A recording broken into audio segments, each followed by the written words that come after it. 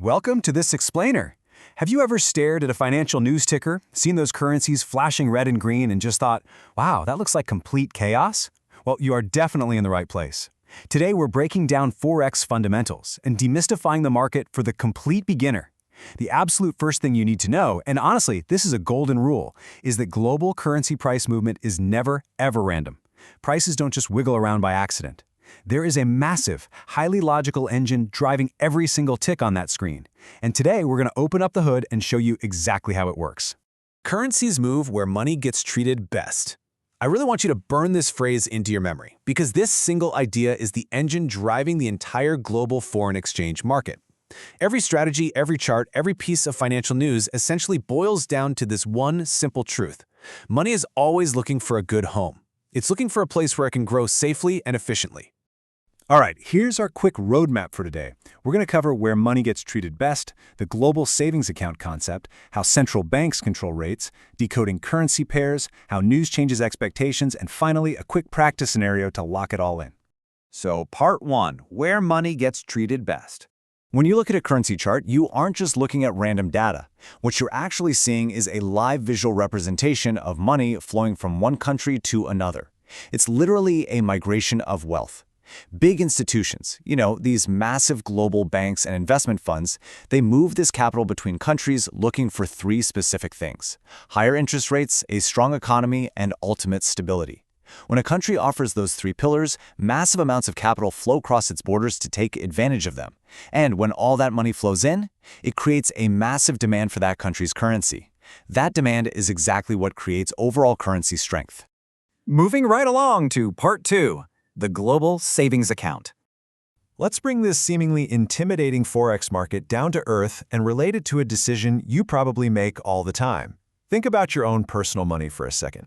If your current bank is offering a 1% yield on your savings, and the bank across the street is suddenly offering a 5% yield, what are you going to do? Well, you're going to move your $1,000 to the bank treating your money the best, right? You want that 5%. Big institutions aren't doing anything fundamentally different than you are. They are just doing it with billions of dollars. They look at entire countries like giant savings accounts, constantly scanning the globe to see which one will pay them the most for their capital. Which brings us to Part 3. Central banks control the rates. So if interest rates are this giant magnet pulling all this money around the globe, who decides what those interest rates actually are? Enter the central banks, basically the puppet masters of the global economy. Every major economic zone has one. In the US, you have the Federal Reserve managing the dollar. In Europe, it's the European Central Bank handling the euro. In the UK, it's the Bank of England managing the British pound. These institutions have one absolute primary economic tool to fight inflation or stimulate a slow economy, and that is the power to set their country's interest rates. Let me just say this loud and clear. Interest rate is the absolute king of Forex movement. If a central bank decides to hike their interest rates, investors immediately rush to move their money there to capture that higher yield. And boom, that country's currency instantly gets stronger. If they cut rates, well, that money leaves to find a better yield elsewhere, and the currency gets weaker. It's the main driver of all long-term Forex trends. Let's look at a really vivid, realistic example. Let's say the USA is offering a 5% interest rate, and Europe is just sitting at 2%. Investors look at this, and the choice is totally obvious. They dramatically prefer the US dollar over the euro because they are chasing that 5% return. This creates a huge phenomenon called capital flight. Money actively leaves Europe, flows directly into the United States, and shifts the underlying strength of both of those currencies. All right, Part 4, decoding the currency pair. Okay, so we deeply understand the why behind the money moving, but how do we actually read the global scoreboard?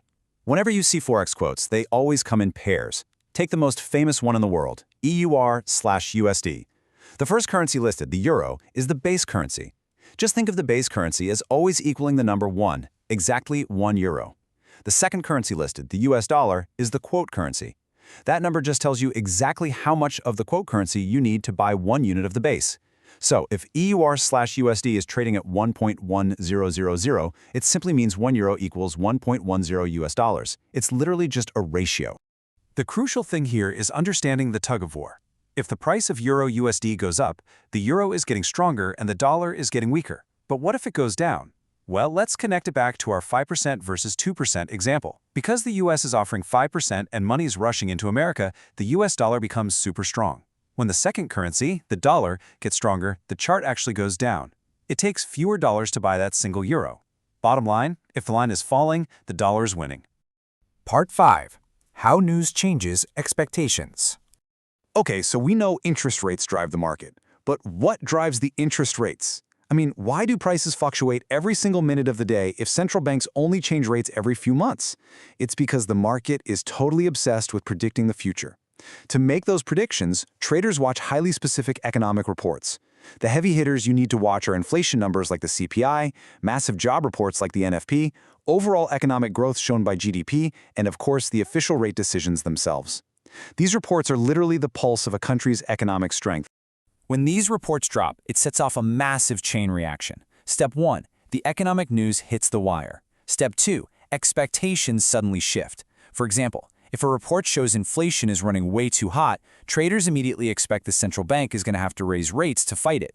Step 3, big banks and institutions immediately act on those new rate expectations. They move billions of dollars in seconds to get ahead of the curve.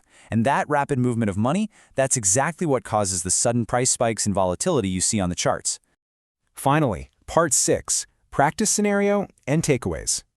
Let's pause right here for a second. We've covered the engine, the central banks, the scoreboard, and the news. Let's do a quick final exam to test your newfound understanding.